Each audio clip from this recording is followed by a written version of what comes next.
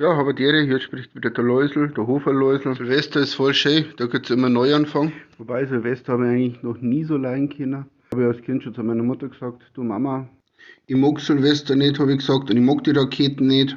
Hat gesagt, jetzt sei Startbau, weil ich muss die Raketen anzünden. Wenn's so zieht, kann ich die Lunte nicht treffen. Dafür gibt's heuer ein Geschenk, und zwar einen Faltenrock, der passt gut zu ihrem Gesicht. Ja doch, manchmal ist Silvester als Neujahr wirklich gar nicht so verkehrt. Da bin ich letztes Jahr mit meiner Frau zu einer Silvesterparty gegangen, da ist er noch gegangen. Heuer geht ja gar nichts, muss ja wieder bei meiner Familie bleiben, wieder mal Schafkopfen kommen können. Also bin ich mit meiner Frau zur Party gegangen. Was macht man so? Man trifft Leute und der eine kommt auf mich zu. Ja, ich kenne sie, hat er gesagt. Nein, hat er gesagt, sie kenne ich gar nicht, habe ich noch nie gesehen.